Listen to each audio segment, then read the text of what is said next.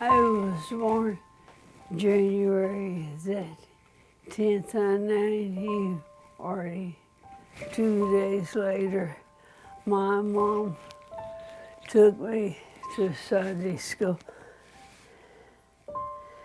and she named me for Dell, her Sunday school teacher.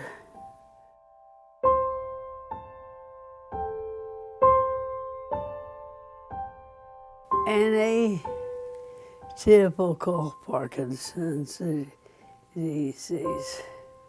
There is very little research and very little known about it. She said, I've got some good news and bad news.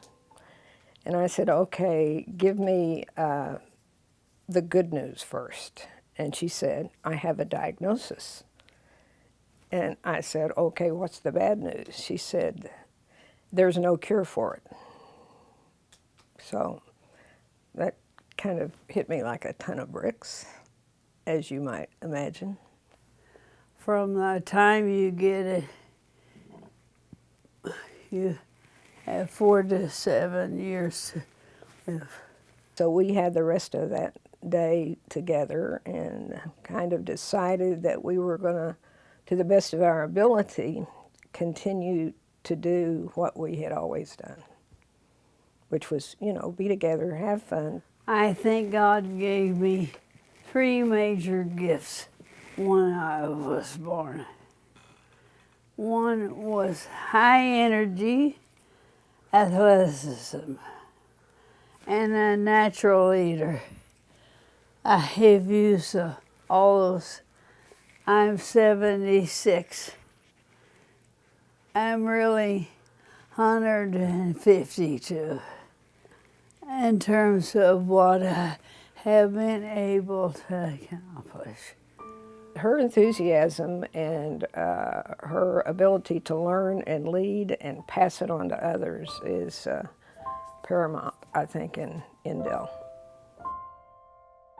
When I was 20, I was a student nurse at Arkansas Baptist Hospital School of Nursing. She was selected to go to Nigeria, West Africa, as a student summer missionary, and she went to a midwifery clinic and delivered babies and did all sorts of things there. I've had a very full life, married to a military man. We met through the Baptist Student Union, actually. I didn't want to marry a preacher boy, but he said to me when I gave him the ring back, I love you, and now I'm going to marry you. She thought I was just too nice. Too nice a guy. And she met my parents, and they're really nice. And she fell in love with them, I think, before she did with me. I had a passion for marriages sticking together. I shifted to mental health. It was in over my head many times, particularly starting the counseling centers. I knew nothing, but I trusted God to step forward, and He guided me. I argued for a little while about not having a map, and God said to me, you don't need a map, you have me. One of the things that Dell has really enjoyed doing, once she retired, she went back to taking some art lessons and photography lessons. And one of the great joys of her life in this last year and a half or so has been when people come to the house to visit her, we take them upstairs to her old office, which we've made into her art gallery. We have them look around the room, and if they see something they like, they get to take it home with them. You see all around the room things I've done. Well, that one was my desire to have a picture of me and Jesus together to help the kids and to help the grandchildren. So we have a daughter and a son, Deborah and Paul, Deborah's- and I have 6 grandchildren. And Lily Kate Doherty is a great grandchild. So when they ask, where's Greta, to their parents, they could point to that picture. Say Greta's with Jesus.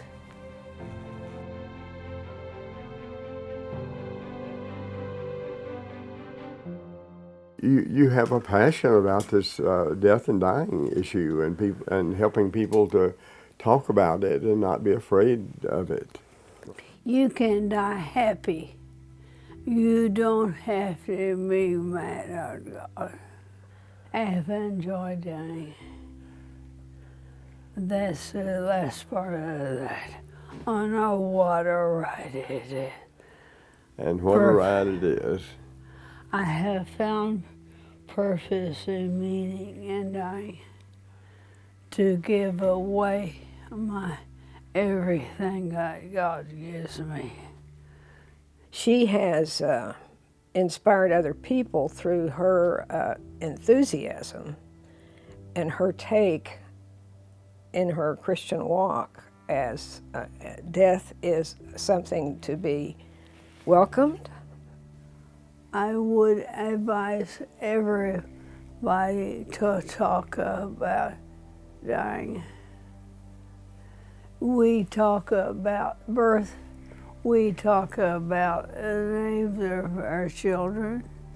We talk about marriage.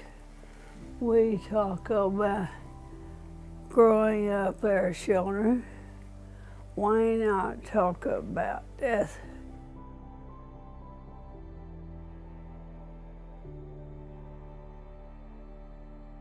I'm glad I got her as best friend. You have touched hundreds and hundreds of lives in this community. And that's what matters.